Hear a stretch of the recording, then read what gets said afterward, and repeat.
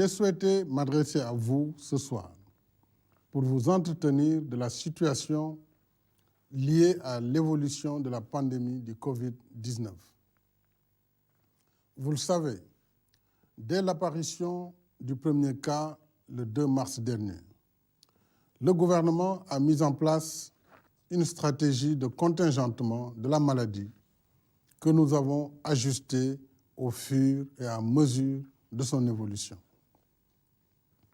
C'est ainsi que, tenant compte du risque de calamité publique liée à la pandémie, j'ai proclamé le 23 mars l'état d'urgence, assorti d'un couvre-feu sur l'ensemble du territoire national. Plus de 2 mois après, et malgré le rythme de progression de la maladie, notre système de santé s'est montré résilient face à une pathologie pourtant inédite et particulièrement contagieuse.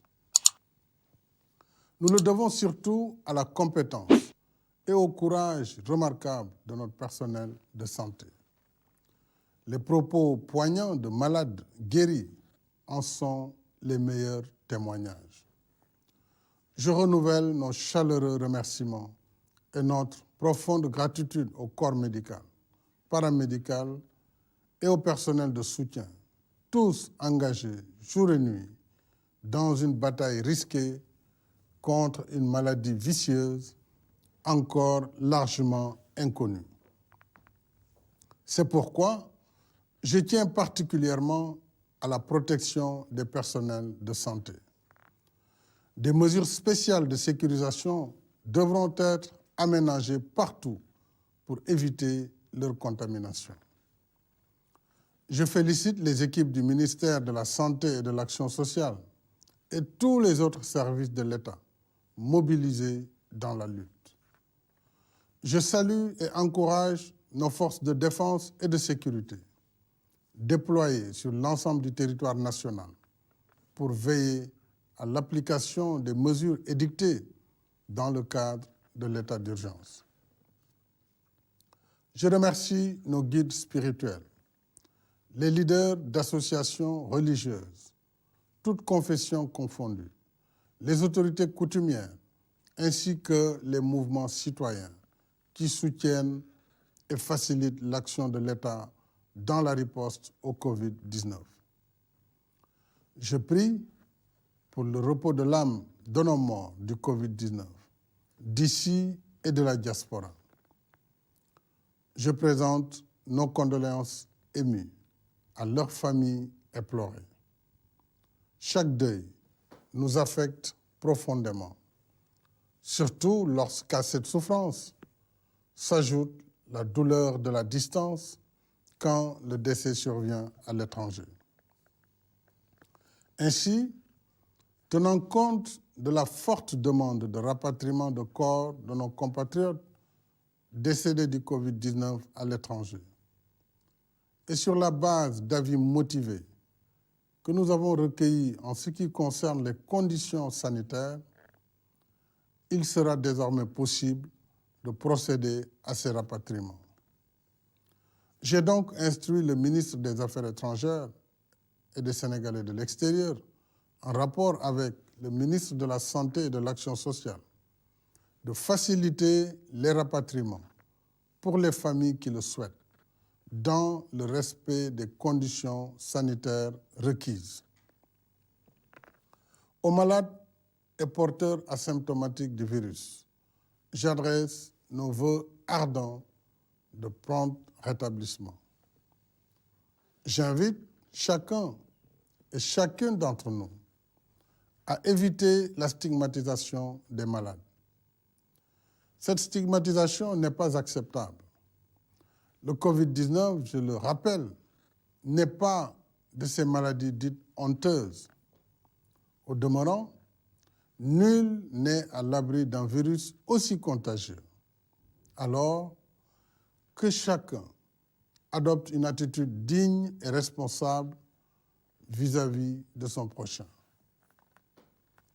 Mes chers compatriotes, dès l'apparition de la pandémie dans notre pays, j'ai donné instruction au gouvernement de définir et mettre en œuvre une stratégie adaptée à nos réalités économiques, sociales et culturelles.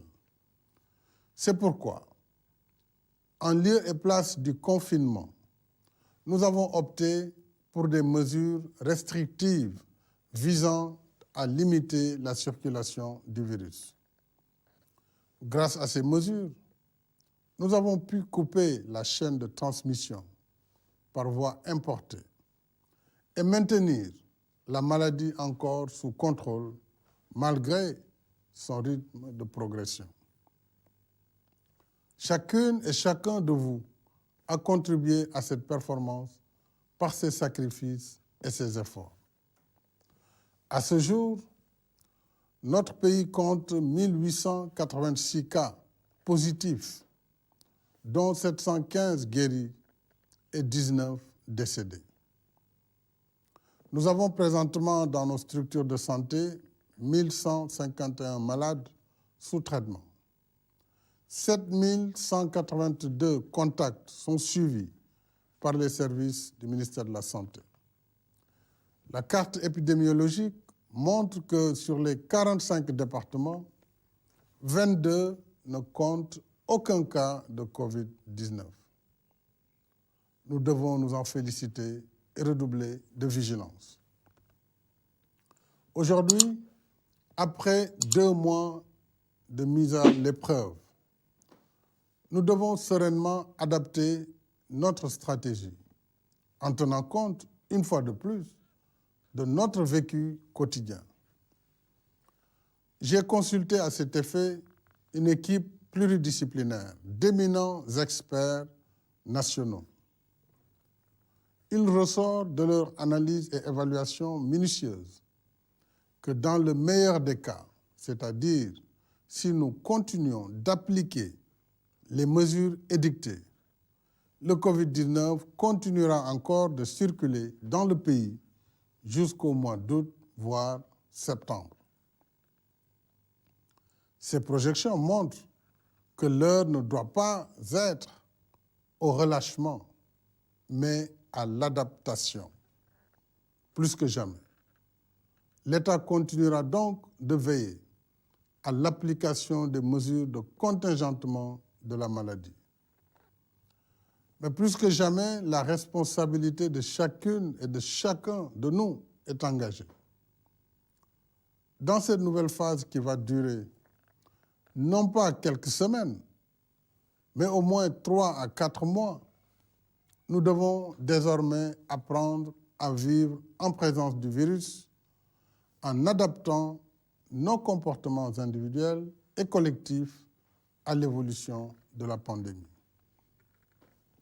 En conséquence, il nous faut adapter notre stratégie de façon à mener nos activités essentielles et faire vivre notre économie en veillant à la préservation de notre santé et celle de la communauté. Au regard de ces considérations, j'ai décidé de l'assouplissement des conditions de l'état d'urgence comme suit. À compter du mardi 12 mai 2020, les horaires du couvre-feu seront de 21h à 5h au lieu de 20h à 6h. Les horaires de bureau sont réaménagés de 9h à 16h. Les marchés et autres commerces qui étaient astreints à des jours particuliers d'ouverture seront ouverts 6 jours et resteront fermés 1 jour dédié au nettoiement. Ce jour sera déterminé par l'autorité compétente en fonction des contingences locales. Les marchés hebdomadaires, communément appelés Luma, seront rouverts, mais dans les limites de chaque département. Il sera également procédé à la réouverture des lieux de culte. Le ministre de l'Intérieur, en rapport avec le ministre de la Santé et de l'Action sociale, engagera les consultations nécessaires à cet effet avec les guides religieux ainsi que les associations religieuses pour convenir des conditions et modalités. S'agissant de l'école, les cours reprendront le 2 juin pour les classes d'examen, c'est-à-dire pour les classes de CM2, 3e et terminale, soit 551 000 élèves du public et du privé réunis sur les 3 500 000. L'année scolaire et le calendrier des examens seront adaptés en conséquence. Les élèves des autres classes continueront de suivre les cours à partir du dispositif Apprendre à la maison, décliné dans ces plateformes télévisuelles, radiophoniques et numériques.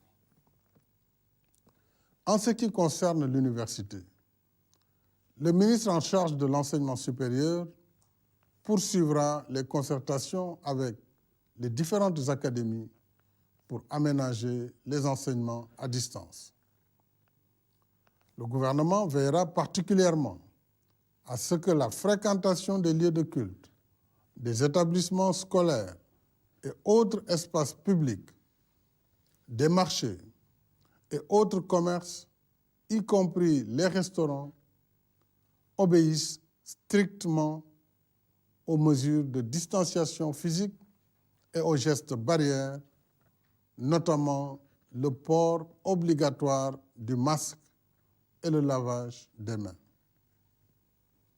Partout, le respect de ces conditions est essentiel pour éviter des risques de contamination. Le gouvernement y veillera de près et prendra, le cas échéant, toutes les mesures appropriées afin de prévenir la propagation du virus. Déjà, 10 millions de masques ont été produits localement. Ils seront distribués dans les écoles, les lieux de culte, les marchés et les transports publics. Ensemble, chacun jouant pleinement son rôle, nous réussirons le pari de redynamisation progressive de la vie nationale.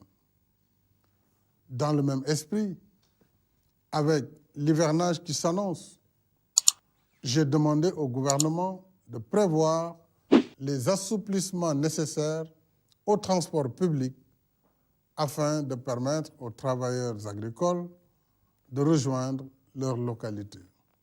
C'est le lieu pour moi de remercier nos guides religieux, musulmans et chrétiens, pour leur pleine participation à notre combat commun contre le Covid-19. Je compte sur leur soutien continu pour l'application des mesures d'adaptation dans cette nouvelle phase que nous engageons. Je remercie les parents d'élèves, les enseignants, personnel d'encadrement et les partenaires sociaux. Tous restent actifs dans la gestion de cette crise majeure qui affecte aussi l'école. Je remercie également le secteur privé et les syndicats de travailleurs pour leur résilience dans ce contexte si particulier. Mes chers compatriotes, alors que nous faisons face à une crise sans précédent, je suis heureux de constater que loin de céder à la résignation, nous puisons chaque jour dans le génie créateur de notre peuple les ressources nécessaires à notre résilience commune. Je pense à toutes ces initiatives locales qui fleurissent face au Covid-19. Je pense aux tailleurs qui confectionnent des masques, aux étudiants, enseignants et chercheurs qui fabriquent des gels hydroalcooliques, qui inventent des robots, des respirateurs artificiels et des machines à laver les mains. Je pense aux concepteurs de plateformes de commerce électronique et aux livreurs qui offrent leurs services pour nous éviter des déplacements propices au risque de contamination. Toutes ces compétences et ces savoir-faire locaux nous parlent pour nous dire que rien ne peut épuiser la force mentale d'un peuple résolu à affronter les épreuves et maîtriser son destin.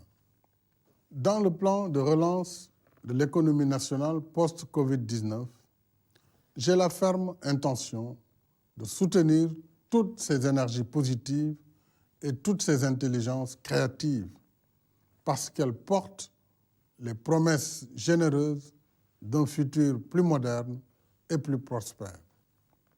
Alors, restons mobilisés et confiants, mes chers concitoyens. Restons mobilisés, unis et solidaires pour baliser la voie du futur, celle de l'endurance et du succès au bout de l'effort. Bonsoir.